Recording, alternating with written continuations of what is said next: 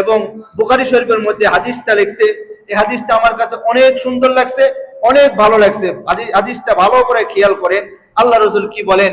বুখারী শরীফের হাদিস, আন আবি হুরায়রা রাদিয়াল্লাহু তাআলা আনহু قال قال رسول الله صلى الله عليه وسلم اذا نودي للصلاه ادبر الشياطين وله ضرات حتى لا يسمع التأذين। মুয়াজ্জিন সাহেব যখন নামাজের জন্য আযান দেয়, শয়তান তখন বায়ু ছাড়তে ছাড়তে পালায়। কথা বুঝছেন? শয়তান তখন কি করে? বায়ু ছাড়তে ছাড়তে পালায়। হাত্তা লা ইয়াসমাউ তা'যীনা, যাতে করে সে আযানের শব্দ শয়তানের কানের মধ্যে না ঢোকে, না যায়। এইজন্য শয়তান কি করে? পালায়। ফাইদা কদান নাবা আকবালা, যখন আযান শেষ হয়ে যায়, নামাজের জন্য যখন আযান দেয়, আযানটা যখন শেষ হয়ে যায়, আযান শেষ হওয়ার পরে শয়তান আবার পুনরায় কি করে? চলে আসে।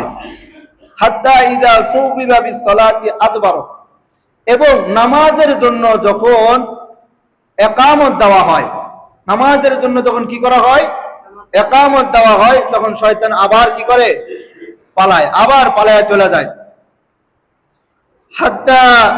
হাত্তা ইযা কদা সুবিবা আকবালা, এবং ইকামত যেটা দিল নামাজের জন্য, যে ইকামত দেওয়ার পরে তখন শয়তান আবার ফিরে আসে। অর্থাৎ আযান দেওয়ার পরে, আযানের সময় শয়তান চলে যায়, আবার ফিরে আসে। যখন ইকামত দেওয়া হয় শয়তান পালায়া যায়। ইকামত যখন শেষ হয়ে যায় তখন আবার কি করে? শয়তান আবার ফিরে আসে। রাসূল সাল্লাল্লাহু আলাইহি ওয়াসাল্লাম বলেন, হাত্তা ইয়াকতুরা বাইনাল মারই ওয়া নাফসিহি, শয়তান আসার পরে শয়তান নফসের মধ্যে বিভিন্ন ধরনের ধোঁকা দেওয়া আরম্ভ করে। নামাজের কাতারে দাঁড়াইছেন, ইকামত দিছে, ইকামত যতক্ষণ চলছে ততক্ষণ শয়তান ছিল না। ইকামত শেষ, শয়তান আসা নফসের মধ্যে বিভিন্ন ধরনের জিনিসের ধোঁকা দিবে, অমুক কাজ, যেটা রাসূল হাদিসের মধ্যে বলেন, ইয়াকুলু উযকুরু কাযা, যে মানুষের অন্তরের মধ্যে বিভিন্ন ধরনের কুমন্ত্রণা দেওয়া শয়তান আরম্ভ করে, যে নামাজ ভালো মতো পড়তে দিবে না। বিভিন্ন ধরনের কুমন্ত্রণা দেওয়া কি করে? আরম্ভ করে। শয়তান কুমন্ত্রণা দেওয়া যখন আরম্ভ করে, আল্লাহ রাসূল সাল্লাল্লাহু আলাইহি ওয়াসাল্লাম বলে যে মানুষদের অন্তরে যখন কুমন্ত্রণা দেওয়া আরম্ভ করে, মানুষ তখন আর খেয়াল থাকে না, নামাজের দিকে আর খেয়াল থাকে না। কুমন্ত্রণা দিলে আর নামাজের দিকে খেয়াল থাকে? দেখবেন, নালে এটি তো নামাজ পড়ার দরকার নেই, আমি চাবি বাইর করে দিচ্ছি। শয়তান এমন জিনিস।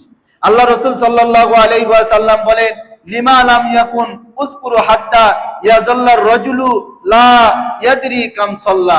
আল্লাহ রাসূল আমাদের মনের কথা বলে দিয়েছে। রাসূল বলেন যে নামাজ পড়তে পড়তে, এই যে নামাজের মধ্যে শয়তান ধোঁকা দিতে দিতে এমন একটা পর্যায়ে নিয়ে যায়, কয় রাকাত নামাজ পড়ে স্মরণই নেই। একদিন ইমাম সাহেব একদিন নামাজ পড়াইতেছে, হঠাৎ করে ইমাম সাহেব এশার নামাজে 3 রাকাত নামাজ পড়াইছে। কয় রাকাত নামাজ পড়াইছে? 3 রাকাত নামাজ পড়াইছে। এখন মুসল্লিদের মধ্যে আনাগোনা, ইমাম সাহেবের ভুল হবে। ইমাম সাহেবের তো কোনো ভুল হয় না, ইমাম সাহেবের কোনো ভুল হয় না। ইমাম সাহেব তো মানুষ না, ইমাম সাহেব ফেরেশতা। সমাজে একটা ভুল ধারণা আছে, সেটা হলো ভুল ধারণা আমাদেরকে বের করতে হবে। কেন আমাদের ভিতরে ভুল ধারণা থাকবে? মানুষ মনে করে ইমাম সাহেব, মুয়াজ্জিন সাহেব হলো ফেরেশতা। ফেরেশতা না? বলেন না, ফেরেশতা তো না। তাহলে এখন শুনেন, যে মানুষ মনে করে যে তাদের বিবি বাচ্চা নাই, তাদের সন্তান নাই, তাদের পরিবার নাই, তাদের আত্মীয় স্বজনের কাছে যেতে হয় না, তাদের ডাক্তারের কাছে যেতে হয় না, তাদের কোনো কাজ নাই, যত কাজ মুসল্লিদের।